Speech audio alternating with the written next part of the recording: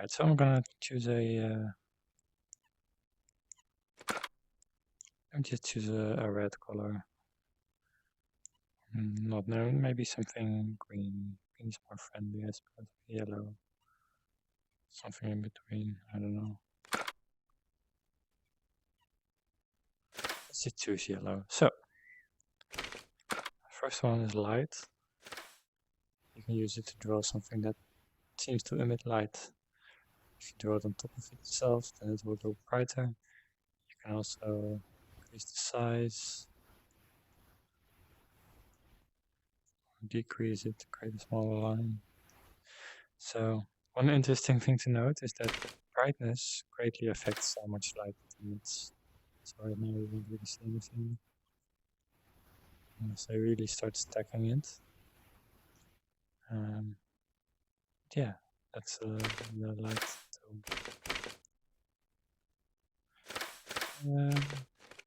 So just undo all that. Next one is ink.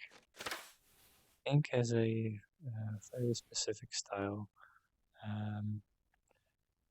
It's interesting to note that where you start, it starts solid, and where you end, it gets thinned out really. So you can, if you need to make a pointy end or something, then you can use that knowledge to like, do something like that, and make it all come together. You get the idea. So it's really nice to work with.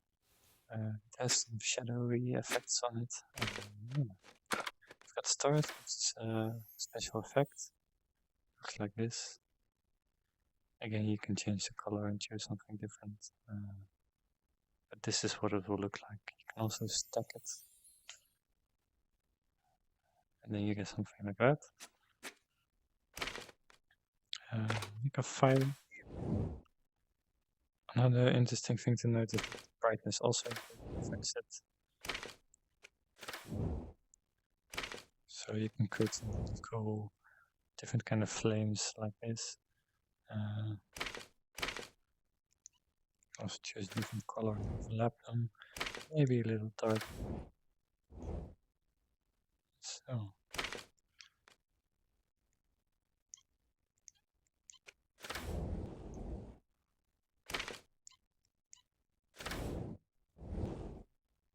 Spooky. So let me do something a little bit. And go back to the yellowish. So it's 5. Got oil paint. Oil paint is it's not really comparable to ink, but when I said that ink grows more solid or is more solid at the start than at the end, with oil it's not really the other way around, but it can be less solid in the middle or something. It can have gaps in it. It's like, well, you can see it right here. So it doesn't really always have to be completely solid, and you can do some interesting things with that. But yeah, it also has shading, as you can see, shadows, as you can see. So let's go to paper. This is paper. It has a papery look to it. It's really neat. It's also great to use with the straight edge tool, since you can draw some solid lines with it, sort of, while still having the an artistic effect to it. So yeah, that's splattering. It's just splattery effect. If you make it red, then you can make blood. If you make it blue, then you can make it like water or something. If you make it yellow, then you can make it like paint. So I take myself all yellow. And flat. So that's really what it says on the tin. It's completely flat brush. No effects, no. Well, it doesn't really have an identity. If you compare it to oil paint, you can see it's a bit rough and it has some sort of depth to it. This is just a flat line that you can draw, really tiny or really large. It does have shading. Yeah, it's really solid. Otherwise, I'm gonna go to marker actually before I go to the left. So flat and marker are very similar, and you'll notice the marker is also like a solid. The only major difference is that marker is not affected by shadows. So if I compare the two, here you will see that the flat it draws a shadow on itself, and marker it doesn't really. But very little. It does have a little bit, but it's way less. So you can use that to draw things that are like, I don't know, rotating, stacked on top of each other, because you don't have any issue with shading, really, since it will still look quite solid. So with the flat, if you want to do something like that, then you risk that it doesn't really match the rest, since it causes massive shadows. So yeah, that's the marker. Got the highlighter. You can use that. I should use a different brush for it. So let's say I have some paint here. It's nice and red or whatever. And I can use the highlighter to draw like a highlighter on top of that, sort of. And the idea here is again that it's translucent and one thing that's really interesting is that the brightness affects how much it lets through. So you can make it really dark and give it a small boost to a different color, or you can just stack it and create. Oh yeah, I don't know what this is, but yeah. So if you make it very dark, you can use it to enhance certain features of your painting. And again, it can also be quite large. So yeah, that's the marker. Highlighter, sorry. Got velvet ink, which is sort of the same as highlighter, but then it's a lot thinner and it has more pen-like appearance to it. And again, brightness really affects how well it works. So if you make it really dark, then you can make some subtle lines. Like this one, or even more great, like a small spider web or something. So you can use velvet ink for that. And finally, taffy. And taffy is, well, this really, it's like a sort of jelly-like flat substance that you can just pull apart and then, yeah. So, like the markers, it doesn't really have shading. So it's like the marker, but then it has a neat effect to it that you can use. So let me just undo all that. Right, second page, leaves.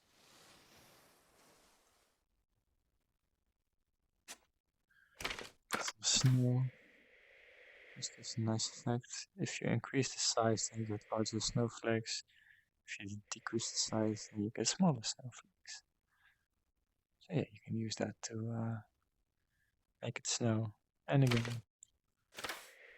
color determines how well you can see them. If I make them completely white, then they will be a lot brighter than other counterparts. I've got wire. Wire is interesting in that it has volume to it. So all the brushes up till now have been 2D. They're flat, like floating pieces of paper. But as you can see here, doesn't matter from which angle I'm looking at it, it will always have volume. It will always be like a never-ending cylinder, sort of. So yeah, and it also doesn't really have shading, so you can use that to your advantage as well to fill up certain areas. You can see it a little bit, but it's not that drastic. Embers, floating embers going up in the sky. Duct tape, which is a really strange one, I think. I find it really hard to make use of it. It has quite a unique style to it.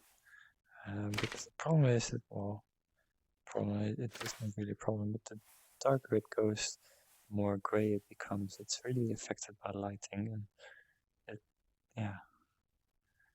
it's hard to work with in my experience. But it does have a really nice texture, I think.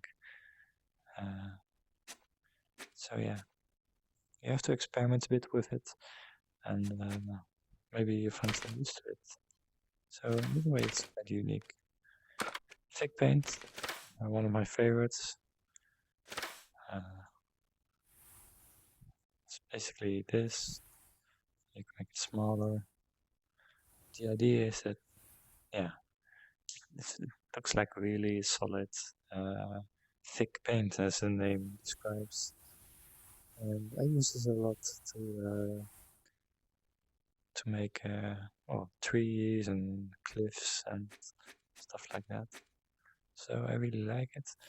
It does have shading, and since it is so open, it has a lot of trouble with painting through it. There are ways to mitigate that and get more value out of it. Quartz bristles, you can use that to make grass or just make branches. The direction you're painting in is the direction that the bristles will go. You can make it smaller, you can make it larger. So yeah, it's really interesting. So the bristles themselves, they seem to be like a solid flat color, but they do cast shadows, so you can create some really interesting effects with them if you want. Smoke. Again, the brightness affects how bright it is. If you make it very dark, then you can add layers to make it brighter. So yeah, you will notice that it slowly drifts. Might be hard to see in 2D, but it moves, it wobbles around a little. So yeah, can create some really cool effects with that. Plasma, which is like a lightning line that you can draw. It goes in the direction that you're drawing.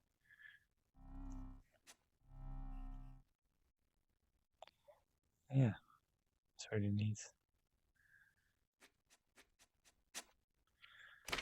Streamers, so like a highway of lines moving until they reach the end. You can make them small, or you can make them really large. Quite cool. Finally, we've got rainbow, so I'm gonna grab white for this. This is the rainbow, but it is affected by the color that you choose. So let's say I choose blue, then will I'm not sure what it uses, but it makes blue a lot more dominant and it excludes the other colors. So yellow then looks like yellow and red. That. And if I make it really dark, then it will be really, well, barely noticeable. So it's a rainbow. We've got hypercolor. Not sure if it's affected the brightness, probably not. But yeah, it's like a really strange, continuously really changing paint.